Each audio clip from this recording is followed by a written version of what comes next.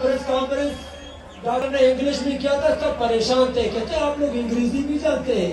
मेरे पास जंगली नहीं है, वहाँ हमें ये जंगली समझते थे, हमें पता नहीं ये क्या मखलूक है।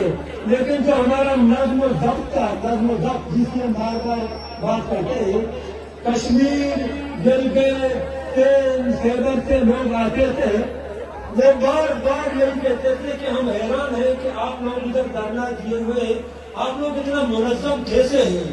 आप लोगों को इस्लामाबाद के अंदर इन्होंने मारा, तशद्दुद किया, लेकिन उसके बावजूद आप लोग आराम से बैठे हुए हैं, कोई हर एक अपना काम कर रहा है। हैरान थे कि जिम्मेदार कौन है, कौन काम कर रहा है। यही आपका नज़्म और ज़ब्त है, यही। और इसी नज़्म और ज़ब्त ने आपके दुश्मन को परेशान किया था, इसी नज़्म और ज़ब्त ने। और यही नज़्म और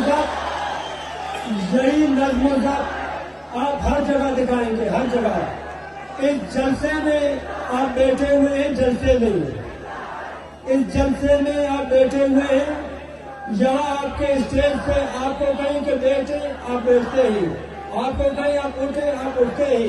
इसका मतलब ये है कि ये आपका नज़्म और ज़ब्त है। जलसे लाहौर में भी होते हैं, जलसे पंजाब में होते हैं, वहाँ जलसों के अंदर एक दूसरे के ऊपर चढ़ाई है। इस पे शुक्रिया बनता है, लेकिन मैं शुक्रिया अदा नहीं करूँगा। मैं कहूँगा कि आपके ऊपर कर्ज था, आपकी माओ ने आपको बुलाया, आप आ गए, आप और मैं नहीं रह सकते हैं।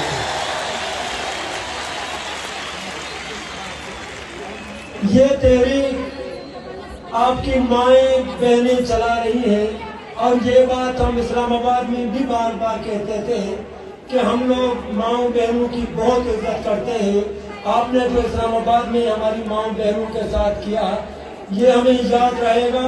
और यहाँ जो वापसी पर हमारा इस्तकबाल हुआ, ये भी इस्लामाबाद के मुंह पर तमाचा था, जो बार बार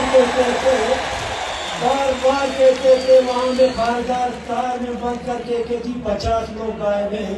अगर 50 लोग गायब हैं और हम सब झूठे होते, इतने लोग आज यहाँ नहीं होते। तुमने ये जो किराए के लोग रखे हैं, मैं चैलेंज देता हूँ, इतने लोग लाए, चैलेंज देता हूँ,